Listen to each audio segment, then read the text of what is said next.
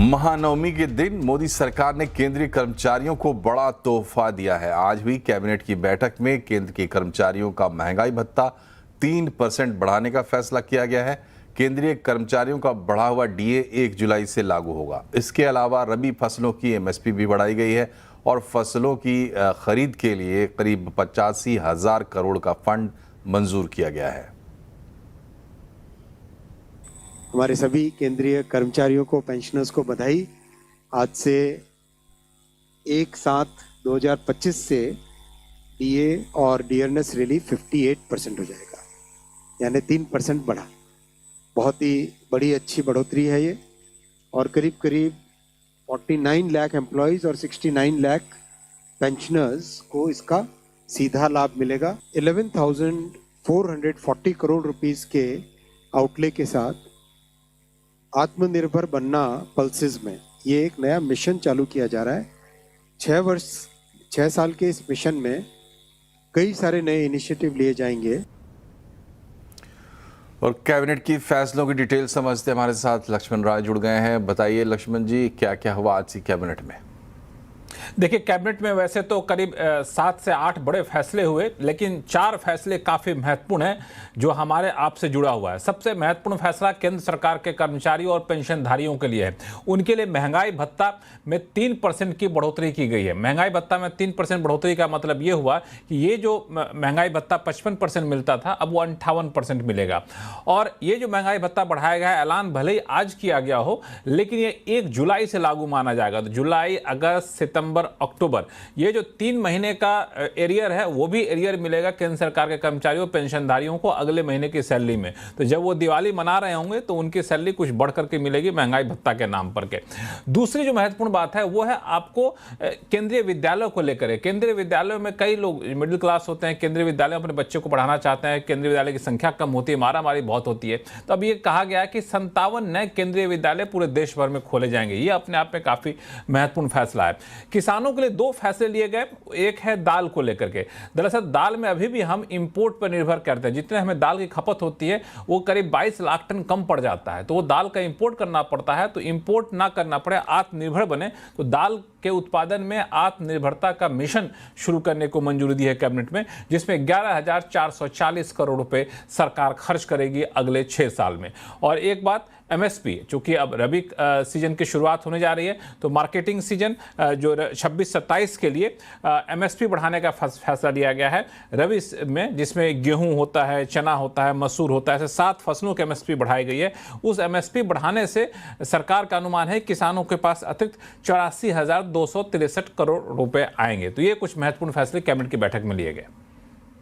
बहुत बहुत शुक्रिया आपका लक्ष्मण जी। बढ़ते हैं आगे। आज आरबीआई की मॉनेटरी पॉलिसी थी और यहाँ दरों में कोई बदलाव नहीं हुआ। आरबीआई ने रेपो रेट 5.5% पर कायम रखा है। एमपीसी का रुख भी न्यूट्रल पर बरकरार रखा गया है। हालांकि आरबीआई ने FY26 के लिए रियल जीडीपी ग्रोथ अनुमान 6.5% से बढ़ाकर 6.8% कर दिया है, जबकि रिटेल महंगाई का अनुपात 3.1% से घटाकर 2.6% किया है। आरबीआई ने इस बार दरों में तो कोई बदलाव नहीं किया, लेकिन जरूरत पड़ने पर ब्याज दरों में कटौती करने के संकेत जरूर दिए हैं। There has been a significant moderation in inflation. Moreover, the prevailing global uncertainties and tariff-related developments are likely to decelerate growth in H2 this year and beyond. The current macroeconomic conditions and the outlook has opened up policy space for further supporting growth. और RBI policy की बाजार ने शानदार सलामी के साथ स्वागत किया है। बाजार में 8 दिन की गिरावट के बाद आज जबरदस्त जोश देखने को मिला। निफ्टी और सेंसेक्स शानदार बढ़त पर बंद हुए हैं। सेंसेक्स में 716 पॉइंट, निफ्टी में 225 पॉइंट की जोरदार तेजी रही। निफ्टी बैंक इंडेक्स 1.3% चढ़कर बंद हुआ है। मिड और स्मॉल कैप शेयरों में भी खरीदारी रही। बैंकिंग, डिफेंस, फार्मा शेयरों में खरीदारी रही। रियल्टी, ऑटो, आईटी इंडेक्स ने भी दमदार प्रदर्शन किया है।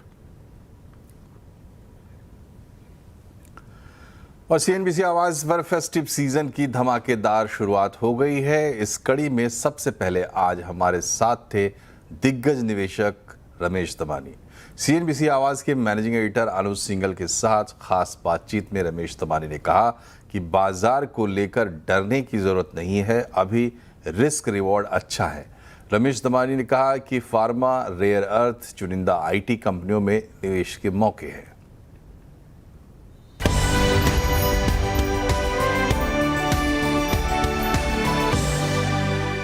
रेलवेज पर सबसे पहले मुझे याद है जब आपने बुलिश व्यू लिया था, उसके बाद से अगर किसी ने रेलवे स्टॉक्स का पोर्टफोलियो बनाया होता तो वो 10 गुना हुआ होता। अब आप कह रहे हैं कि आप वहाँ से थोड़ा सा पैसा निकाल रहे हैं। वहाँ से पैसे निकाल के put it more into defense. Defense remains broadly intact. My Okay. portfolio in defense remains intact. But the other PSUs, for example, in the OMC Oil and gas. space or in the construction space, which offer reasonable value in the financing space. So I find plenty of opportunities there. The one we've added in the basket in recent times has been the rare earth play. Okay. Because we realize that the government is, like I mentioned, जो मैंने आपसे पहले बोला था कि geopolitics is now as important as economics. So a lot of rare earths is not probably economically justified, but geopolitically we need to have our own supply chains out there. So if you buy a basket of these companies, which are all PSU or state-run PSUs, I think they will tend to do well over a period of time. तो ये listed space में है rare? हाँ, listed space में 4-5 कंपनियां हैं। Okay, ठीक है। वैसे सर, इसके अलावा और कहाँ इन्वेस्ट कर रहे हैं आप? कुछ मैंने सुना है कुछ छोटी फार्मा कंपनियों में आपने रिसेंटली इन्वेस्ट किया। Surprisingly, Anuj, I've not been a great advocate of pharma, but I've seen increasingly, I made a large bet across pharma companies in the small cap and mid cap space. But rather than try to find that selling basically to America, which is probably under a cloud right now, not in the generics but in the branded space, we tended to buy companies with some intellectual property. तो कोई vaccine develop कर रहा है या कोई antibiotics develop कर रहा है या कोई ANDA is buying it in order to sell it, or they have facilities already in America, so they do a good contract manufacturing job. And I'm finding, surprisingly for me, a lot of opportunity in the pharma sector. So if you ask me where have I put additional money, I have also put it a lot in the pharma sector.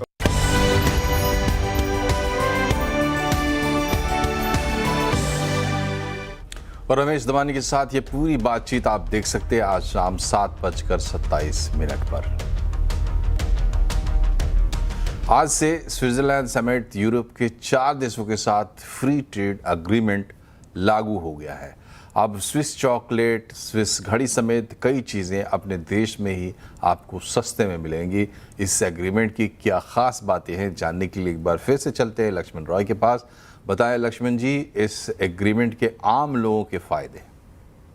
जी बिल्कुल, आपने सही कहा, आम लोगों के फायदे, क्योंकि जब भी हम फ्री ट्रेड एग्रीमेंट की बात करते हैं तो लगता है कि चीज़ें एक्सपोर्टर के लिए सस्ती होंगी, इंपोर्टर के लिए सस्ती होंगी। तो यहाँ पे एक्सपोर्ट इंपोर्ट तो बढ़ेगा ही बढ़ेगा। अनुमान ये भी है कि इस एग्रीमेंट की वजह से 15 साल में 10 लाख नौकरियाँ आएंगी, $100 बिलियन का निवेश होगा। लेकिन ये जो एग्रीमेंट है, इसकी खासियत है कि आम लोगों की दिलचस्पी इसमें काफ़ी ज़्यादा है। ये एग्रीमेंट यूरोप के 4 देशों के साथ किया गया है, जिसमें स्विट्जरलैंड है, नॉर्वे भी इसमें शामिल है। और उन देशों से जो सामान आते हैं, कई सारे सामान काफ़ी ज़्यादा सस्ते हो जाएंगे। हमारे सामान उन देशों में काफ़ी सस्ते में जाएंगे, क्योंकि दोनों देशों ने चुनिंदा प्रोडक्ट पे इंपोर्ट ड्यूटी घटाने का फैसला लिया है। अब प्रोडक्ट के हिसाब से देखें तो सबसे दिलचस्पी, अब हम लोग बचपन सुनते आ रहे हैं कि स्विस चॉकलेट लोग बड़ा पसंद करते हैं। लोग जाते हैं स्विट्जरलैंड तो लोग कहते हैं कि वहाँ से चॉकलेट लेते आएगा। तो स्विस चॉकलेट पर जो ड्यूटी थी वो अभी 30% ड्यूटी लगती है, भारत में आती है। तो अब वो ड्यूटी 30% से घटा करके 10 साल में इंपोर्ट ड्यूटी 0 कर दिया जाएगा। स्विस वॉच जो है वो काफ़ी फेमस रहता है, उस पर भी काफ़ी ज़्यादा ड्यूटी वहाँ पे लगती है, 20% ड्यूटी लगती है। वो 7 साल में ड्यूटी घटा करके 0 कर दिया जाएगा। स्विस वाइन काफ़ी ज़्यादा महंगी होती है, तो इस पर 150% ड्यूटी लगती है। अब उसमें $5 से ज़्यादा महंगी वाइन है, तो उस पर इंपोर्ट ड्यूटी घटा करके आधा कर दिया जाएगा अलग अलग वाइन की कैटेगरी में। तो 50% तक ड्यूटी हो जाएगी, 150% से घट करके अगले कुछ सालों में। तो ये अपने आप में एक बड़ा डेवलपमेंट है। पॉलिश डायमंड हो गया, वो भी इंपोर्ट ड्यूटी आधी कर गई है। ऐसे भारत के कॉफ़ी इन देशों में काफ़ी ज़्यादा मिल पाएगी। तो इस तरह से एग्रीमेंट किया गया है कि कई सारे चीज़ें जो भारत में नहीं बनती है, कंपटीशन नहीं है, वो यहाँ पे सस्ते मिलेगी और आम लोगों को भी इससे फ़ायदा होगा। जैसा मैंने कहा, रोजगार के भी कई सारे मौके मिलेंगे, एक्सपोर्ट के भी मौके मिलेंगे। बहुत बहुत शुक्रिया लक्ष्मण जी। तो आज से लागू भी हो गई है ये डील। बढ़ते हैं आगे। एशिया कप में जीत की ट्रॉफी अब भारत को मिलने वाली है। आखिरकार पाकिस्तान क्रिकेट कंट्रोल बोर्ड के चीफ मोहसिन नकवी ने भारतीय टीम को ट्रॉफी नहीं दिए जाने के विवाद में माफ़ी भी मांग ली है। हमें सूत्रों से ये जानकारी मिली है कि ट्रॉफी को एसीसी के रीजनल ऑफिस में मोहसिन नकवी ने रखवा दिया है और अब बीसीसीआई को ये ट्रॉफी सौंपी जाएगी। वहीं मोहसिन नकवी ने माफ़ी मांगते हुए कहा कि जो भी हुआ वो ठीक नहीं हुआ और उसके लिए वो माफ़ी चाहते हैं। बिहार में चुनाव का काउंटडाउन चल रहा है और सभी पार्टियां अपना अपना जोर लगा रही हैं। तो आज हम बिहार चुनाव पर आवाज़ अड्डा में करेंगे चर्चा। बैटल ऑफ बिहार, किसका पलड़ा भारी, ज़रूर सुनिए, ज़रूर जुड़िए शाम 7:57 पर।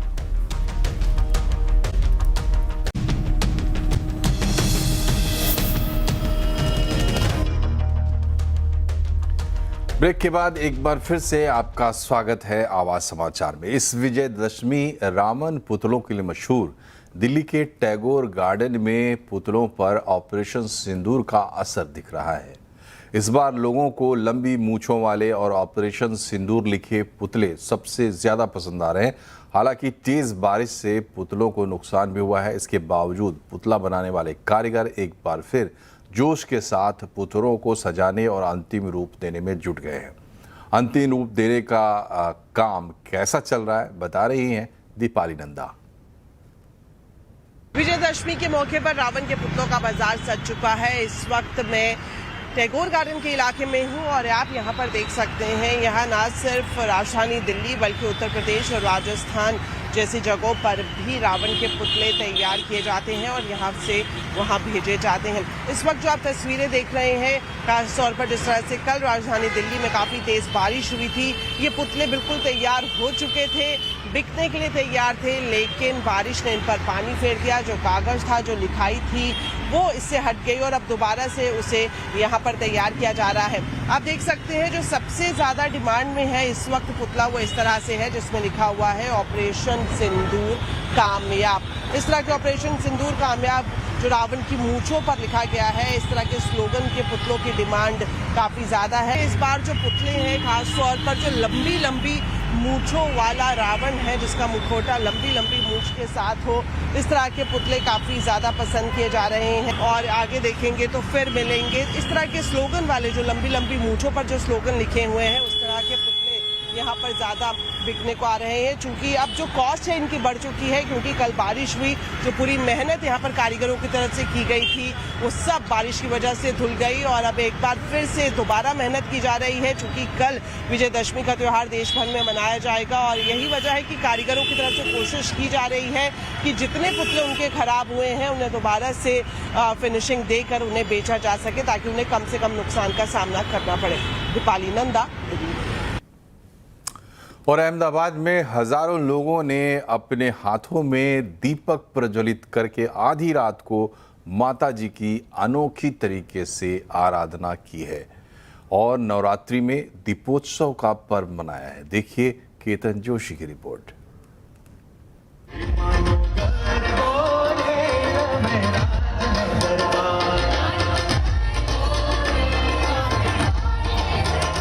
अहमदाबाद के राजपथ क्लब में हजारों लोग चकाचौंध रोशनी में रासोत्सव करते हैं। रात 12 बजे बिजली की रोशनी बंद हो जाती है और मैदान में मौजूद सभी लोग अपने हाथों में दीपक जलाकर हजारों दीपक के प्रकाश में स्तुति गान करके माता जी की आराधना करते हैं।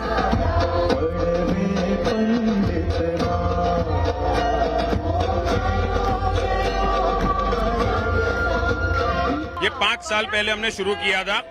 हर आठम की रात को, नवरात्रि में जो आठम होती है वो रात को जितने भी लोग होते हैं वो सभी खेलैया को हम लोग दीवे देते हैं, ताकि माता जी की आरती, जितने भी युवा खेलैया है, जितने भी बुजुर्ग है, सब अपनी जगह पर खड़े रह के ये माता जी की आरती कर सके। आरती के दौरान बिना बिजली दीपक के प्रकाश में लोगों को एक अनोखा अनुभव होता है।